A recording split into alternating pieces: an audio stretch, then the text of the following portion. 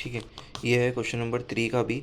इसमें लिखा है Zebra resolve to issue 1,60,000 equity share और rupees 10 each at 20% premium, out of which 50% share were taken by the director. देखो ये चीज़ का ध्यान रखना, 50% शेयर टेकन बाय अब द डायरेक्टर बोला, जो 50 जो कंपनी के जो मालिक थे ना वो 50% इक्विटी शेयर लेके चले गए।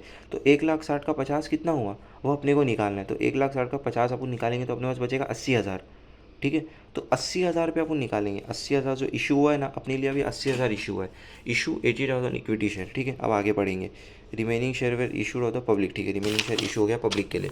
सबसे पहले दिया रानी दिया है, कहानी दिया है और माने दिया है, तीनों का दिया हुआ है। फॉर्म अंडर राइटिंग तीनों का दिया हुआ है। ठीक है, एप्लीकेशन वेर रिसीव 72,000 बोल रहा है। एप्लीकेशन जो है वो 72,000 का रिसीव हुआ है, तो अपन यहाँ पे लिखेंगे ना application, total application receive 72,000।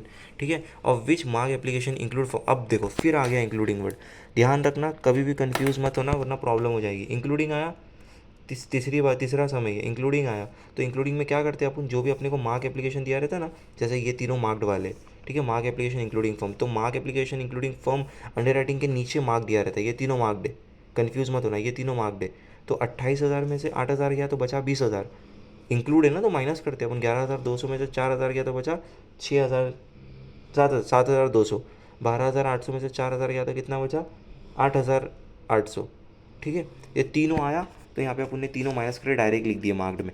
Firm में एज इट इज़ जो दिया था ना 8,4,4, तो 8,4,4 लिख दिया, ये 16 हो गया। दोनों को ऐड करते हैं अपन, जब इंक्लूड रहता है ना तो ये दोनों को ऐड करते हैं अपन। ये दोनों को ऐड किए तो अपना कितना हो गया 52,000 हो गया। अपना 72,000 था, 72,000 माइनस 52,000 तो अपना आ गया 20,000।